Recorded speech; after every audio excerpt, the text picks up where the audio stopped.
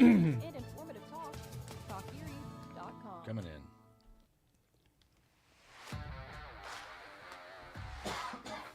Erie, nothing like getting a cough right before the Right intro. at the start. We're live, so we can't reset that. It's Monday, March 24th. 24th, just checking. It's that kind of morning. Welcome back for another Flagship City Sports Talk brought to you by Quick Fill. Like we said, consummate professionals here at Flagship City Sports Talk. Consummate. My name is Nick Ardman. You heard him there. I'm joined by Mr. Clean, Paul Adamzak. Paul, what's up, buddy? Doing great, man. Not often do I get to just be a couch potato for an entire weekend and call it research as I was watching basketball all weekend. It was fantastic. Sorry, honey, I can't go. I'm doing research right now. I got the show Monday morning. This is work. I got to just watch nothing but 48 hours of basketball. Yeah. Mm-hmm. There are, like you said, there are worse ways to spend a weekend. There are worse ways. And in the big chair, the great and powerful Rich Smith. Rich, how you doing, man? Not too bad. Busy weekend. Lots of running around. So you weren't camping this weekend? No, that's this weekend. Okay. And you All the weren't running that I wasn't doing, Rich was doing. So Rich was not stuck on the side of the road waiting for a tow truck, and he was not camping. This must have been like just out of sorts for you, not knowing what to do with yourself. You know, if I did not have bad luck, I've had no luck at all. Just saying. My brain is not awake enough to unpack that for you. Well, we got a great show lined up for you today, though. We got a lot of stuff we're going to get into. We welcome Easton Bazzoli, head coach of the men's basketball team, later on in the show. Shawn Bednard is stopping by to talk about the Otters playoff push. And Paulie mentioned it. We're going to get into some madness that is March and getting into the basketball tournament. Absolutely. My bracket is busted, so I'm done. I just quit paying attention. Mid-afternoon Saturday, mine was gone. Thursday was a bad day, but that's okay. Friday turned it around, looking good, and then St. John's, and then I was kind of depressed for the rest of the weekend. But it was fun. It was okay. Yeah. Tennessee is the only thing saving me right now. You know, the Gem City Sports Network bracket. We'll talk more about that later. But man, what a crazy weekend, and we'll get into that as well. All right, let me find my. I am all over the place this morning. Let's get into a lot of tabs open. The North Shore. I really do, and I usually, first world problems. I usually have my iPad here to kind of and I don't have it today. So anyway, North Shore Rewind. We normally call him two-screen Charlie. That's the first I've heard. I don't know where that came from. I don't either.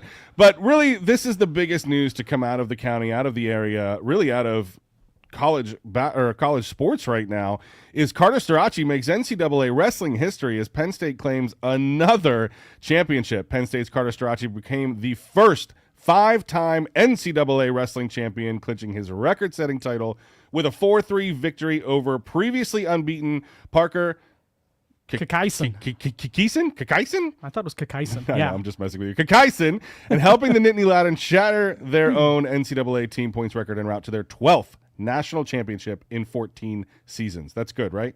Pretty good. Okay. Yes. How good?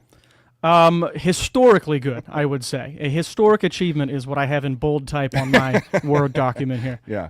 So, The first 5-time champion, and as we talked a little bit before the show, maybe the last 5-time wrestling champion. Yeah. I don't know. It's going to have to take some weird circumstances here in the next century or so for somebody to even match that. I don't know if it'll ever be surpassed. because you figure, okay, even just for undergraduate career, you have 4 years. Correct. And then you can get some graduate years out of eligibility as well. But Starace is unique where he got that COVID year and was able to Correct. pull off that fifth title. So it may be, a graduate scenario. It may be, but I mean, to your point, this is going to be a record that may stand for a really long time. Yeah, and something we said, Cale Sanderson, 159-0 in his collegiate record, also won 4 NCAA championships. If he got a 5th year, he would have probably been 200-0 and won 5 championships. But it doesn't happen. Yeah. The COVID year that everybody got the free 1 year of eligibility, Starace, you want to talk about making the most of a situation. Man, 25-0 at the NCAAs in his lifetime, 104-4 all-time record, and I'm usually the sarcastic one on the show. I don't think it could be overstated how incredible an achievement. 5 championships. You're only allowed to win 4, and he got 5 because of this weird rule. So let's put this into perspective. Where would you rank this among individual sports championships, sports titles, sports milestones? Insert a and that's the word, the individual. You brought up a couple. You had John Wooden's time at UCLA, 10 championships in 12 years. Iowa wrestling 75 to 2000 or so. Well, They so had let's- 9 champions. Go ahead. Yeah, so John Wooden era, UCLA basketball. UCLA men's basketball won 10 NCAA titles in 12 years. Where does that rank on, like, in comparison to Strachey? And you made the point, well, that's kind of a hard thing to compare because Right. you're talking about team versus individual. But then we looked at Cale Sanderson's wrestling career. Oh, Cale Sanderson, by the way, if you don't know, is the coach of Penn State wrestling. When he was at Iowa, I'm blanking it. Iowa State. Iowa State. He was 159-0 and won 4 NCAA titles. Undefeated, 4 titles. Strachey had 4 losses, but 5 titles. I mean, even just comparing coach and student, what are you doing there? That's a tough one. Individually wise, it's kind of like, Strachey lost 4 matches in 5 years. Like, okay, I mean, compared to everyone else, that's incredible. Right. Compared to Sanderson, you go, okay, well, Sanderson didn't lose any at all, and he got his 4 titles. That 5th one is, I talked about the 25-0 NCAA record at the NCAAs. Yeah. When the guy had an opportunity to win a championship, you can't win a championship in December. Right? You can only win it at the NCAA tournament. And that's when he was at his best. So I think he and Sanderson, easy 1-2. I don't know who's 1. I don't know who's 2. There's the old 1-1A. Yeah. There you go. Does Sanderson get any credit for those 5 NCAA championships that Strachey has? Technically, he's got 9. I was going to say, maybe he's got those 9. Well, I'm sure actually, Penn State had a couple other guys win as well. I was going to say, you can also put it this way. Penn State set an NCAA team points record, 177 points, breaking their record from last year. This is their 12th national title in the past 14 years under Cale Sanderson. So, if you're going to include coaching records, Sanderson is, maybe one of the legitimately best to ever do the it. GOAT. Yeah, maybe one of the best to ever do it. I think the closest one that I could possibly compare Strachey's record to, and I know this is big praise, and we're going from individual sport to team sport, but it would be Michael Jordan's 6 rings with the Bulls. And it's not, again, Jordan lost games. He wasn't undefeated in his career, but he got to the finals 6 times, and he won all 6 times. And I kind of feel like that's what Strachey was. He wasn't perfect. He was damn good. Yeah. But when he got the opportunity, okay, a championship was on the line in this match. I got to win this match in order to move on. Yeah. Undefeated, bro. Yeah. I mean, it's, wrestling doesn't get its due in terms of the national media, but this is a big deal is what we're trying to say. Absolutely. And I think we're burying the lead here. The guy's from Erie. Not a couple miles. He's got an aunt that lives in Erie. No, he wrestled at Cathedral Prep just up the street. We got to get to the 2-minute drill, but where would you put him? We did Mount Rushmore last August. Where would you put him? Would he displace somebody up on Mount Rushmore? Who do you knock off that list? I don't know. Maybe Art McBride? Baker? I don't know. All right. We ready for a 2-minute drill? Let's do it. You hit it. All right, Edinburgh's men's track and field opened the 2025 season at the 49er Classic in the Marty Pushkin Invitational over the weekend. Connor Munson hit an NCAA provisional mark in the decathlon with 6,438 points. Former Fort LaBeouf Bison Hayden Skinner won the 110 hurdles in a time of 15.78 seconds and helped the Scots take first in the 4x400 relay. Former Seneca Bobcat Bobby Yost placed 5th in the javelin with a 47.73 meter throw. Scots compete at Carnegie Mellon next Friday. Gannon women's basketball is back at the NCAA Division II Elite 8 for the 2nd straight year after winning the Atlantic Regional. The Golden Knights at 28-6 beat IUP 72-59 in the Atlantic Regional Final. They'll face top-seeded Grand Valley State at 35-2 in Pittsburgh tonight at 6 p.m. Gannon's defense ranks 29th nationally, allowing just 56.7 points per game. Mercyhurst women's bowling made history with a 3rd-place finish at the NEC Championship in their first Division I season. The Lakers rallied to beat Duquesne in a best-of-7 series before falling to the number 1 seed FDU in the elimination round. Standouts included Nikki Lemponen, Mackenzie Livingston, and Tia Germanich. Tommy Dorenzio and Rachel Majeski earned second-team All-ECAC honors after a record-breaking seasons. Both became their program's all-time leading scorers and led in points per game, Dorenzio at 20.1 and Majeski at 17.1. Majeski, of course, also the AMCC Player of the Year, shot 45.5% from the field, while Dorenzio hit 43.4% from 3 and led his team with 5.5 rebounds per game. And wrapping it up, guys, the Erie Otters closed the regular season with a 6-4 win over the London Knights in the Sweet Caroline rivalry. Panofima sealed the victory with an empty net goal, while Dylan Edwards, Gabriel Frasca, Caden Edwards, and Oliver Phillips also scored for Erie. The Otters will face Saginaw in the OHL playoffs, with Game 1 set for Thursday, March 27th. More on the Otters later with Shawn Bednard. We'll be unpacking that. All right, when we get back, we welcome Easton Bazzoli, Gannon men's basketball coach, to the Flagship City Sports Talk Erie studio. You're listening to Flagship City Sports Talk, brought to you by Quickfill.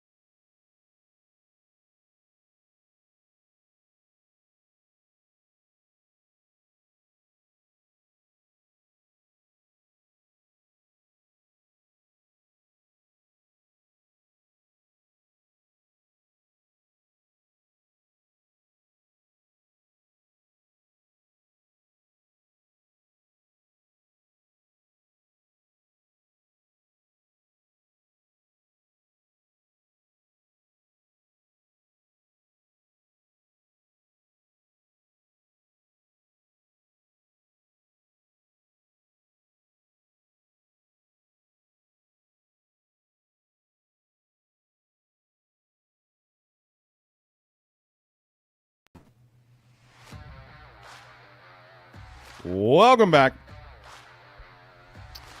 You're listening to Flagship City Sports Talk, brought to you by Quickfill. Listen, if you've been living under a rock, or at least not listening to this show, then you have no idea who the guy we're getting ready to bring on into the studio is. And you know what? That's your loss. So we are so excited to welcome for the first time head coach of the Gannon men's basketball team, head coach Easton Bazzoli. Coach, how you doing, my friend? I'm doing real good. I appreciate you guys having me. No, we appreciate you taking the time to come in. I kid about bringing into the intro, but I think what the Gannon men's team has done this year has just been an amazing accomplishment. And that's, in part to the students, in part to you, in part to Gannon. And we're going to get into all that here in about the next 10 minutes. But you know what? I want to start here. We always start our feature interviews like this. Man, give us your origin story, right? You're at Gannon. You've been here for about a year. You are the 21st head coach in the 80-year history of the program. What brings you? How did you get here? Where are you from? What got you into basketball? Anywhere you want to go. Yeah, I mean, I'm a Western PA guy. I graduated from Seneca Valley High School, about an hour and a half south of here. Came to Erie a lot growing up when we'd play AAU events and things like that over at the Erie Sports Center, and which does not look anything like it used to look. No, they've done a lot. But just didn't really know a whole lot about Gannon, to be honest with you, until a couple years ago. Went and played college basketball at Division II in Ohio. Had a great experience out there for 4 years. Went down and got straight into coaching and was in Tennessee for the last 6 years before coming up here, about 2 years ago now. And just fortunate to know kind of the right people at the right time and kind of have some stars aligned to be able to to be able to get a job like Gannon, it's a really, really unique place to be. A lot because of, you were just talking about being the 21st in 80 years. I mean, the history of Gannon basketball is why it's such a special place. There's just so many alumni, so many people that, at the end of the day, like make it where we actually get to play in front of people, and not, it's just, I mean, it's funny, but like, it's not what it used to, it's not what it is everywhere now. I think that's fair. I think playing college basketball used to be, you'd be able to have some really good crowds at a lot of different places, but it's not true anymore at the low major Division I level, at the mid major Division I level. I think if you're not at a unique place outside of high major stuff, you're often playing in front of a somewhat empty arena. And so, we owe a ton of that history or we owe a ton of that to the history of the program. But, I mean, being a Western PA guy, it was great to be able to come back home a little bit. My parents come to just about every game, and every time I go down to Pittsburgh or driving through Pittsburgh to recruit, I'm picking up my dad on the way usually because he wants to come along. So that's cool. I mean, like, just been fortunate. Basketball's been a huge part of my life for a long time, and getting to be here right now is awesome. Yeah, and you can't at least talk about Gannon's basketball in the last 2 years without talking about Jordan Fee and the run that you guys had last year. Yeah. And you got to work as an assistant underneath him. Yeah. And now you're the head coach. So you're stepping into your first season as the head coach. What's been your main focus in the building the identity of this team, both on and off the court, kind of putting the Bazzoli stamp on it? Yeah, I mean, I think that's the big thing, right? Because we do a lot of the same stuff that we did with Jordan. But I'm not Jordan, I'm not. Sure. We're probably similar in a lot of ways, but I had to make sure that I wasn't trying to be him. Yeah. I think that's probably when you're taking over a program where you just had such a historic season and biggest turnaround in NCAA history. You're sitting there going, like, well, almost scared to change anything, sure.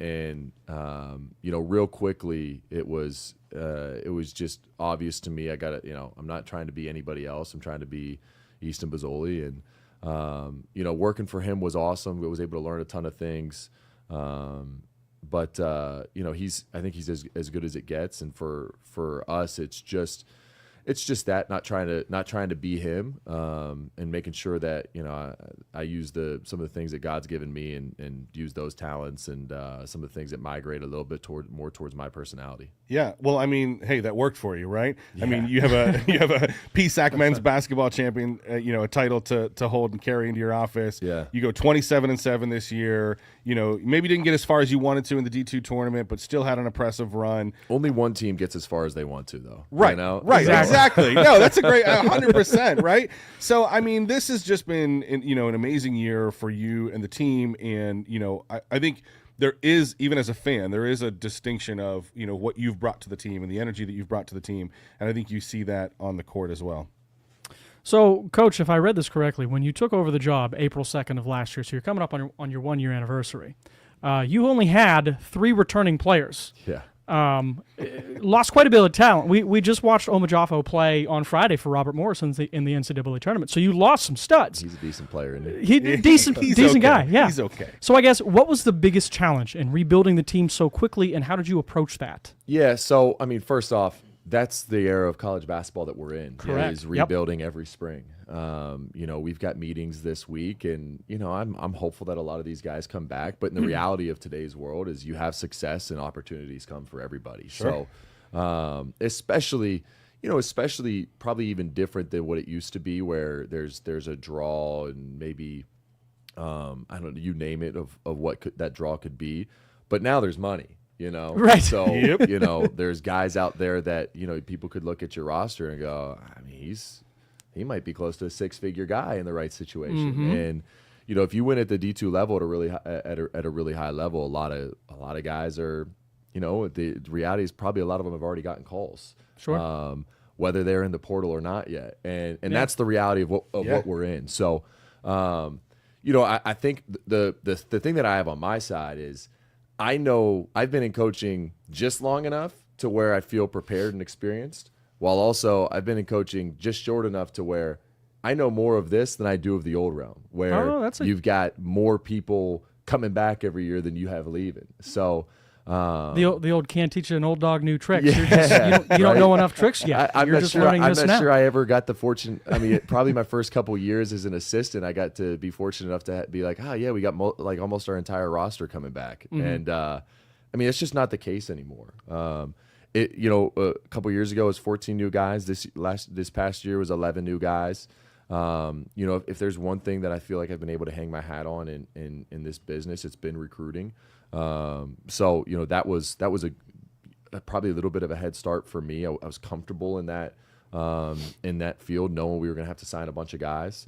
And who knows, if we only have 6 new guys next year, if we have 5 new guys, if it's less than that, trust me, it's a great offseason. You're going to see me running down these streets, celebrating, waving on the a Gannon window. flag. I'm going to be all fired up. But I also know the reality of this thing, and I think the biggest thing for us is we've got to continue to just create a culture and a place that makes it really difficult. That doesn't mean that everybody's going to always stay. That doesn't mean that people are going to always leave. But I want people to walk in there and go, it's just, it may be just that it's just too much money, Coach. I have to go and take a look at it. But make it really difficult because they love it, just because they love it. So, I think that's anything. You want volunteers, not hostages. Exactly. Right? Yeah. You're not going to get the best out of hostages for sure. Yeah. And we've all been poor college students too. So like, somebody, I get that. Somebody offers you some money. Listen, if another radio show offers me 6 figures, you guys. Listen, I'll Take me with you. I will double your current salary of 0. Right, exactly. All right, I've got one more before I kick it back to Nick. Off the court, we're in off season now. How do you unwind after that long season? Do you have any hobbies or routines that help you recharge, or is it straight into the recruiting and NIL stuff? Yeah, I don't think that there is an off season yet. There won't be an off season until we know what our roster because there's is for multiple next year. portals, right? It's not just one window. Here it is, and once it closes, you're Division done. One portal opens up today, so Okay. there was going to be probably 1,500 names that flood that thing today. And is that tape study on everyone, or how do you whittle that down? Because believe it or not, I'm not looking at the guy that averaged 10 this year at Duke. I don't think we have a chance at him. So we're gonna but it is a lot. It's a lot. So we've got to divvy it up as a staff. We've got team meetings this week. It's also it's one of the benefits, but it's also one of the downfalls when you play this late. A lot of other staffs are probably a little bit ahead of us. So wasn't there one that closed already? I don't know if there's been one that's like D2's been open for a while, right? Okay, maybe. Okay. But some teams have been done for a few weeks now. Yeah. And so we finished early last week, and we've just a lot of teams have already had their meetings with their guys and know who's coming back and know who's not. We've got those today and tomorrow, and as we figure that out, then it'll give us a really good idea of what we want. So we've got a long list of names already on the preparation of, if it's this position, if it's this position, if it's this position. Best case scenario in the world, we get to say none of you because everyone's coming back. We've already signed some really good freshmen. But yeah, I mean, it's divvying up and figuring that out. Yeah, well, we'll have to follow up, and we'll definitely have to see if we can get some of those guys back in. Coach, I thank you so much for taking the time out of your busy schedule. Like you said, the season may be over, but this, your work is not done. You got a lot going on. You got a lot work to do, and you got some stuff going on at home as well. So, listen, man, we totally appreciate you coming in and hanging out with us this morning. Open invitation. Walk Anytime. across the street, come knock on the door. We'll get you on the microphone. You're welcome to come in anytime. So, appreciate you. Yeah, appreciate you guys. Appreciate what you're doing for Erie, and appreciate Gannon. So it's a great place to be. Love it. Before we take our next break, I want to take a second and thank all of our sponsors: Quick Fill, Dauber Auto Supply, John's Wildwood Pizza, Denny's Sales and Service. Without them, we wouldn't be here for you. When we get back, we're going to bring in Shawn Bednard to talk about some Erie Otters playoff push. You're listening to Flagship City Sports Talk, brought to you by Quick Fill.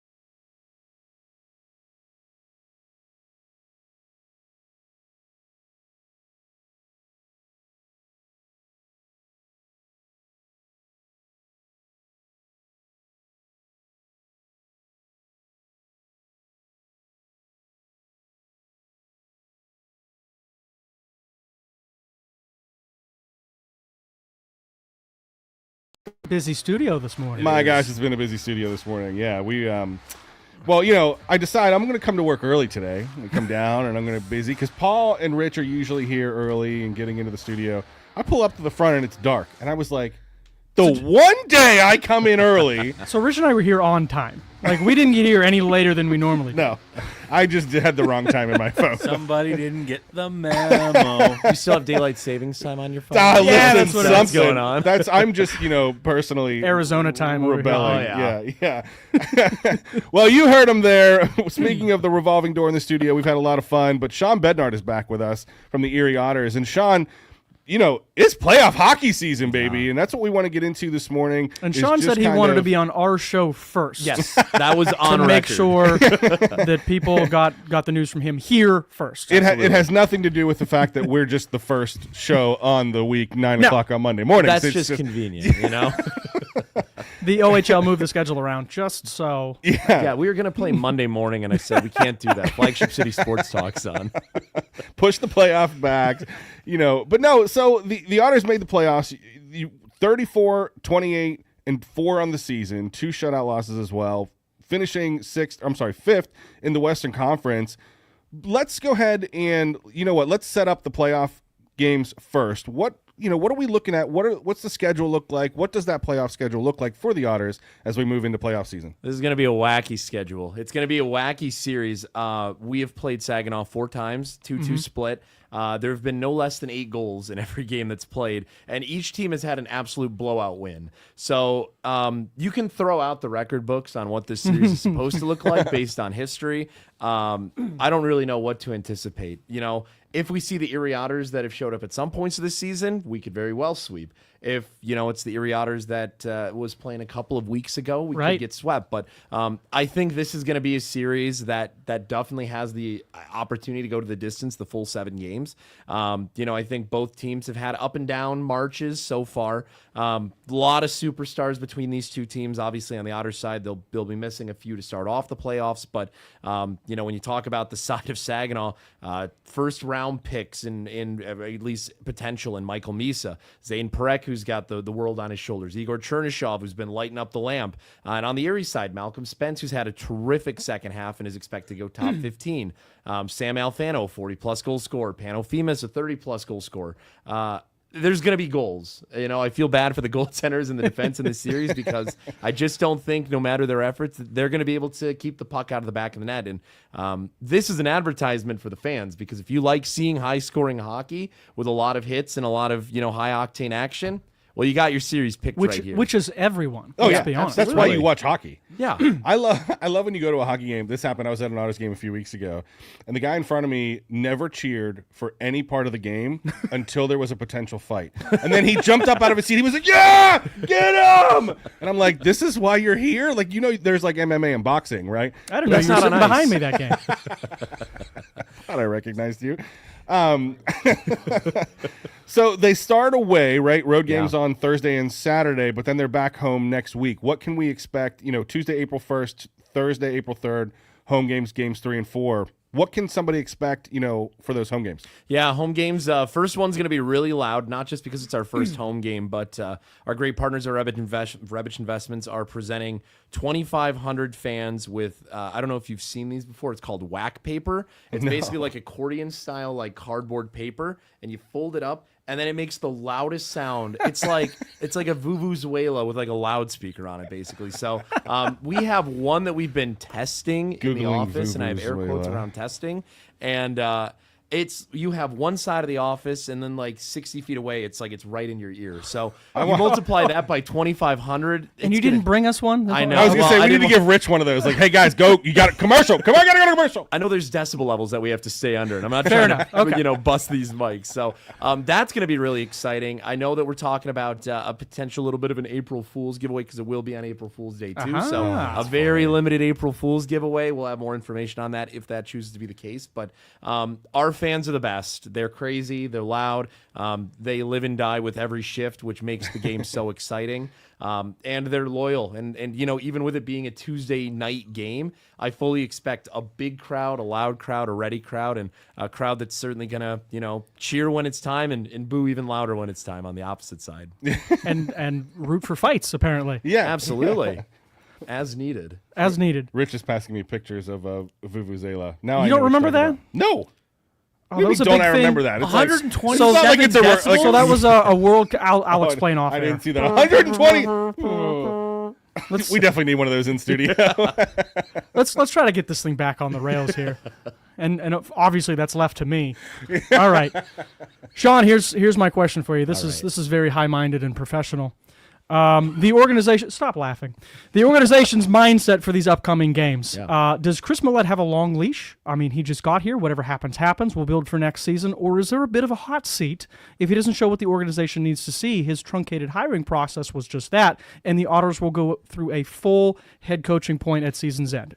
Where are we at? I think for Chris Millette, the DNA of how he's been able to shift the team just mentally already, I think he's bought himself job security for a good long leash. So I'm really excited to see what he can do when he actually gets a full offseason to implement his strategy, develop his players the way he wants to. But, he said it frankly right when he got started here, right when he had his first press conference. He said, the bones of this team are good. There's talent on this team. My job's not to come in here and blow everything up and change everything and implement my system and say, this is how we're going to do things. My job is to make sure I get the best out of the players, I activate them the right way, and I get them moving in the direction that I feel like we need to be moving into in the playoffs. And obviously with that comes growing pains, and you've seen some of those losses, but in the wins, you can see, okay, the dynamics of this team are shifting. They're moving in a different direction. So what he's going to do in a playoff series, I think he knows, he's never personally coached against Saginaw, but,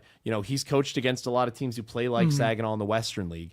And playing this kind of high style of hockey where for the Saginaw Spirit, defense is more optional when your best defenseman is also one of your top scorers. It typically goes to show that your defenseman's usually a little bit more offensive focused. And that's why you see 8+ goals in the game. Exactly. So it's for them, it's either they get, blowout wins or blowout losses. It's one or the other.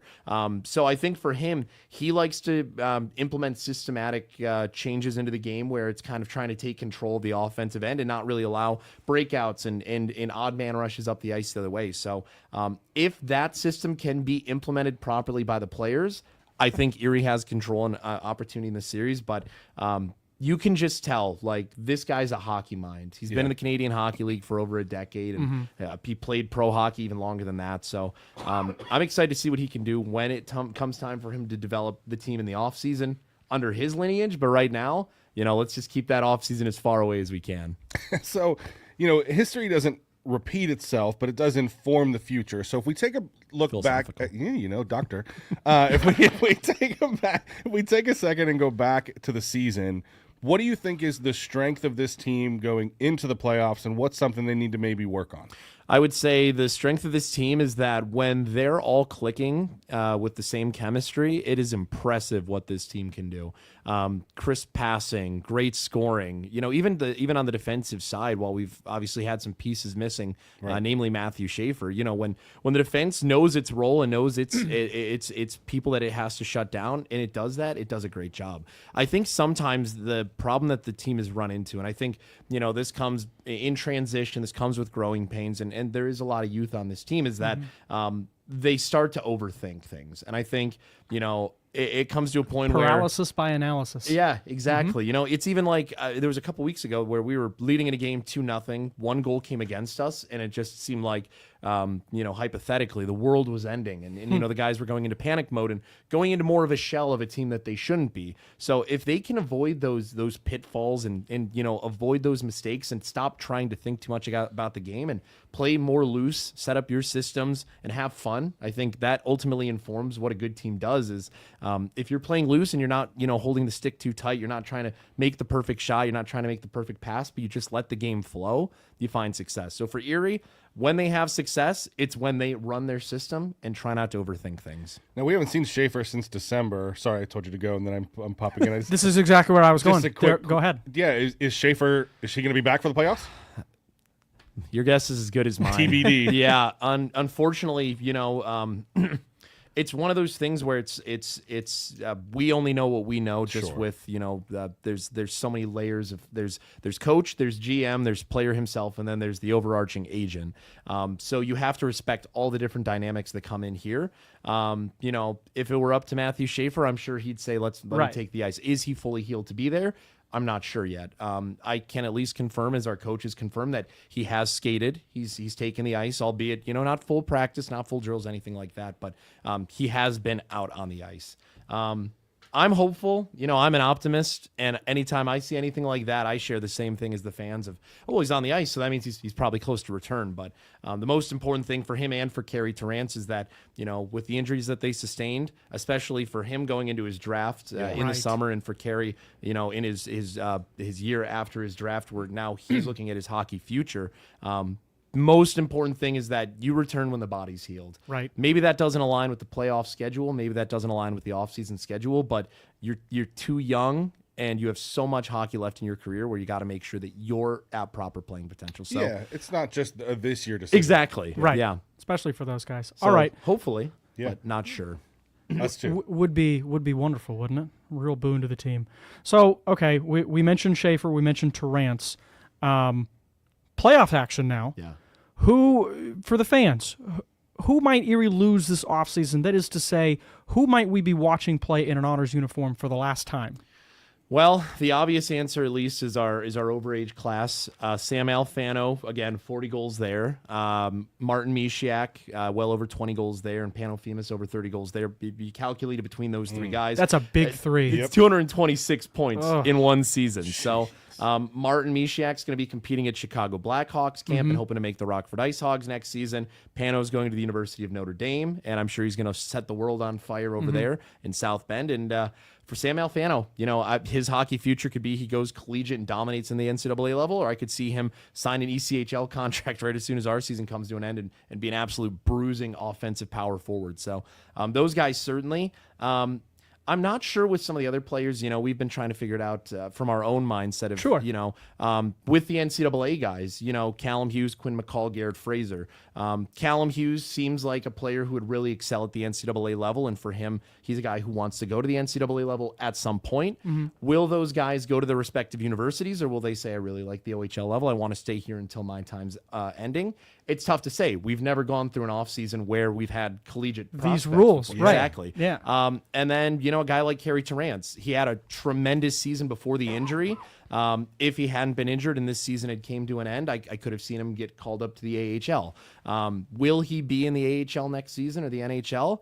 It's tough to say. I'd like to think he'd at least start in Erie, but that's the crazy thing is, Jamie Drysdale set the world on fire when he was here as a defenseman, got drafted, the pandemic set in, and then he was playing in the NHL at 18 years old and doing pretty dang good in Anaheim. So you hope that for those guys, it's not the last time, but if it is, it's for the right reasons. It's like the NCAA portal, Yeah. but for the OHL. Kind of, yeah. Yeah, A little bit. crazy. That's like a third of the team right there. 7 with a maybe 8. Sean, so games coming up this week. We got about a minute left. Where Yeah. can people tune in? Where can we follow along with the playoff push? I'll give you a URL here because people love that. We'll go chl.ca/OHL-Otters/listen_live. Or you can just go to ottershockey.com and go to the Listen Live tab. Everybody listening in is like, wait, slow down. Let me get my pen. Yeah. Just ottershockey.com/listen live, or CHL TV has got all the action for you. And we're going to try and do what we did last year for the playoffs, where we'll do Facebook Live broadcast. Nice. Video for pregame, intermission, postgame, and then just radio for in-game itself. But it's going to be exciting. Yeah. I'm hoping to blow out the voice a bit with all the goal calls this week. Absolutely. I like it too. Gem City's hoping to be there too, so we'll see if we can work that out too. So awesome. Well, hey, thank you so much for taking the time out of your day. You got a busy schedule, as you just talked about. You got that Blitz week coming up. Oh, yeah. Thanks for coming in and hanging out with us this morning. We look forward to talking hockey throughout the playoffs.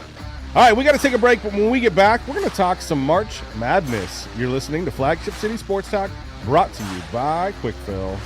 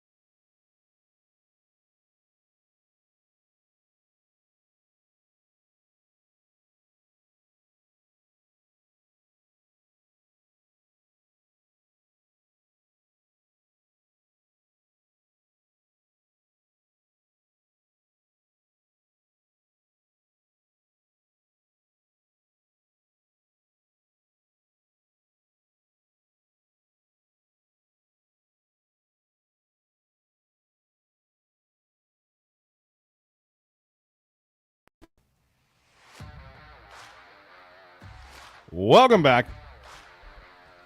You're listening to Flagship City Sports Talk, brought to you by Quick Fill. It's lonely in here now. It feels empty. We had Gannon men's coach, Easton Bazzoli here at the B. Shawn Bednard just stepped out of the office. Now it's just us. Now what do we do? Fortunately, one of the biggest events in sports just happened to be taking place over the last 4 days. Do you want to hit on that? Yeah, I think we can talk about it a little bit. I guess. March Madness marches on as all 4 number 1 seeds, Florida, Duke, Houston, and Auburn, advance to the Sweet 16. Listen, okay, let me reset this and just say one of my favorite parts about March Madness is the Cinderella story, right? The upset, the Cinderella story, the sleeper that's making it to the Final Four. Yeah. We don't have that this year. No, lowest remaining seeds at 10. We have high-powered offenses. We got number 1 seeds remain alive. Yeah, Arkansas is the lowest remaining seed. Yep. So I think this, nothing against the Cinderella story, but I think this is going to shape up to be one of the most competitive rest of March Madness brackets you've seen in a long time. I had this conversation, I want to say last Thursday with Jimmy, who's leading our bracket challenge right now. I don't even want to talk about the bracket challenge. No, neither do I, but he and I had this discussion talking about upsets and seeding and whatnot. Yeah. Sports and analytics in general have come so far. Let's just say the last 25 years, where the net rating and the defensive efficiency ratings and just all the advanced metrics that come out. Yeah. When they're seeding these teams now, they have so much more information to work with than even in the year 2000, where it's like Tennessee plays a tough schedule. They looked okay this year. Let's put them at 2. Yeah. No, now they're the 4th best defensive team against teams that are in quad 1, and they're 6-0 against. It's just so much more. Do you remember this? Growing up, talking about NCAA, No. like I remember being in math class on the little handheld TV, looked Yeah. like a Walkman, and like you can barely see it. And it was like, who's in your bracket? I don't even know half the teams, but like the 12/5 was a thing. It happened again this year with Colorado State, Yeah. but it felt like the Cinderella stories were more prevalent because like we just didn't know. Yeah. And this year, I mean, you looked at Colorado State. The betting, like Vegas had them as a favorite, even though they were a 12 seed. Drake the same way, a 30-win team down at, I think they were a 10th or an 11th seed. Like it's now less so much surprise as it is like, yep, that's who was supposed to win. Yeah. Because we have so much more information on these teams going in. I think I heard this morning, this is the first time in, I want to say 16 years that we've gotten to the Sweet 16 without an 11 seed or lower in it. Yeah. So it's kind of like, and like I said, Arkansas at a 10 seed, and anybody who pays attention, obviously not in my bracket. Yeah. I had them losing to St. John's, but I'll complain another sports hour. John Calipari down at Arkansas and the talent that's actually on that team, you kind of look at it and go, yeah, they belong here. They're a top 16 team. Now, I know there was a lot of debate about Florida getting the number 1 seed, but they very much look like the number 1 seed. I Down mean, the stretch, absolutely. Walter Clayton Jr. looks like maybe the best remaining player in this tournament now, which you have Duke falling. I was going to say, Duke won. Cooper Flagg looked fantastic. But yeah, you're right. Florida might have the second best player in the tournament. Yeah. I'm sorry. You're right. I thought I was. No, they won big over Baylor. Yeah. 89-60.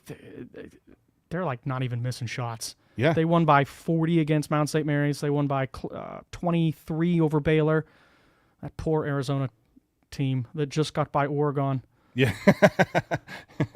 Let's do this. We talked to Easton Bazzoli earlier today, and we had got to cover last year a player by the name of Joshua Majafo, and he now plays for Robert Morris.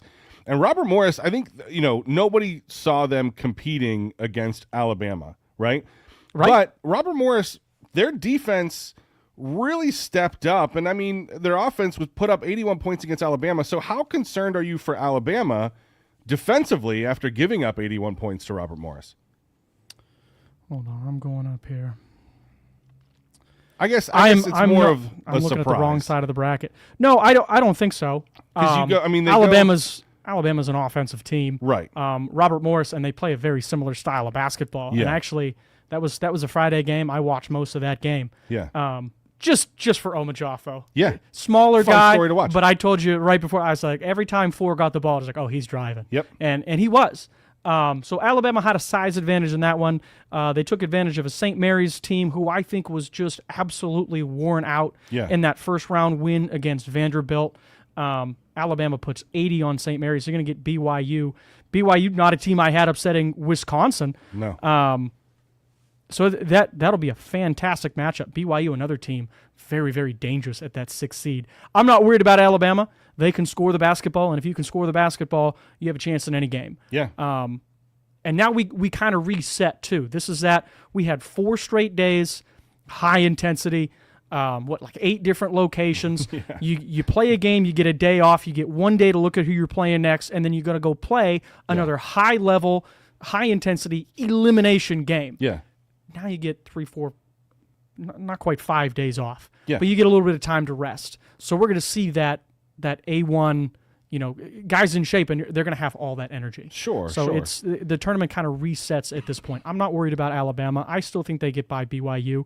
They're going to have to worry about Duke. Yeah. I think in the Elite Eight.